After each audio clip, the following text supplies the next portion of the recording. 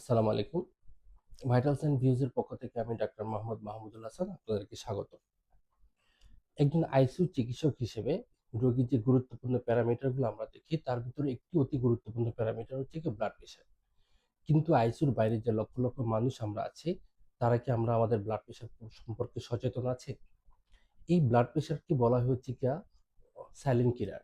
কারণ এটি নীরবে খুব ঝুঁকিপূর্ণ অবস্থায় থাকে বা বেড়ে খুব নীরবভাবে আমাদের গুরুত্বপূর্ণ অঙ্গগুলোর খুব ক্ষতি করে থাকে। গুরুত্বপূর্ণ অঙ্গগুলোর ভিতরে আছে হচ্ছে গিয়ে আমাদের হৃৎপিণ্ড, ব্রেইন, কিডনি এবং চোখ। এই যে বছর পর বছর ব্লাড প্রেশার অনিয়ন্ত্রিতভাবে থেকে এই গুরুত্বপূর্ণ অঙ্গগুলো ক্ষতি করে থাকে, কিন্তু আমরা বুঝতে পারি না। যখন আমরা বুঝতে পারি তখন এই গুরুত্বপূর্ণ অঙ্গগুলোর স্থায়ী ক্ষতি হয়ে যায়। তখন আমাদেরকে বাধ্য হই, আমরা হাসপাতালে যাই, ইভেন আইসিইউ পর্যন্ত আমাদেরকে আসতে হয়। কিন্তু তখন আমাদের আর কিছু করার থাকে না এই অঙ্গগুলোকে স্থায়ী ক্ষতি হওয়া থেকে রক্ষা করতে। কিন্তু আমরা কি করতে পারি? এই অঙ্গগুলোকে স্থায়ী ক্ষতি হওয়া থেকে রক্ষা করতে আমাদেরকে অবশ্যই ব্লাড প্রেশারকে নিয়ন্ত্রণ রাখতে হবে।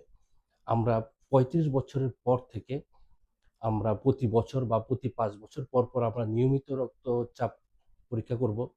আমাদের খাদ্য ব্যবস্থাকে কিছু পরিবর্তন করতে হবে। যেমন পাতে অতিরিক্ত কাঁচা লবণ আমরা পরিহার করব বা কাঁচা লবণ টোটালি আমরা বাদ দিব।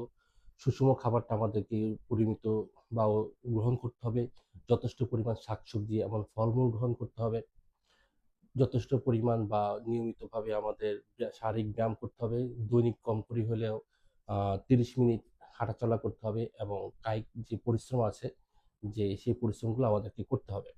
এবং যদি কখনো আমরা ব্লাড প্রেশারের ওষুধ আমাদের খেতে হয়, ডাক্তারের পরামর্শ অনুযায়ী যদি ব্লাড প্রেশারের ওষুধ আমরা শুরু করি, মনে রাখতে হবে সেটা ডাক্তারের পরামর্শ ছাড়া কখনোই এটা বন্ধ করা যাবে না।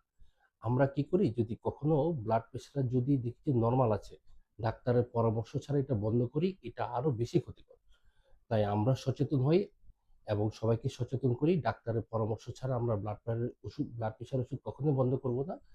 আমরা চাই না আমরা এই অঙ্গগুলা, গুরুত্বপূর্ণ অঙ্গগুলা ক্ষতি করে আমরা কখনোই আইসিইউতে আসি। ধন্যবাদ।